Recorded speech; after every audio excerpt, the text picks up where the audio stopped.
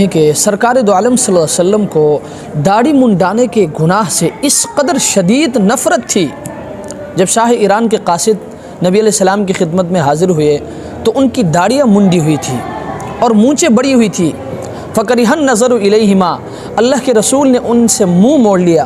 وقالا، اور فرمایا وَيْلَكُمَا، ہلاکت ہو تمہارے لیے، مَنْ أَمَرَكُمَا بِهَذَا، تمہیں اس چیز کا حکم کس نے دیا، یعنی داڑھی منڈانے کا۔ قالا، تو انہوں نے کہا امرنا ربنا، ہمیں ہمارے رب نے حکم دیا ہے، یعنی کسرا کے بادشاہ نے۔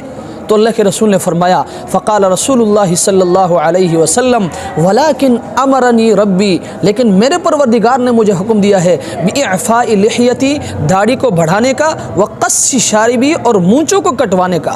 اس لیے جو لوگ داڑھی منڈاتے ہیں وہ اس بات پر غور کرے کہ اللہ کے رسول کو داڑھی منڈانے کے اس گناہ سے کس قدر شدید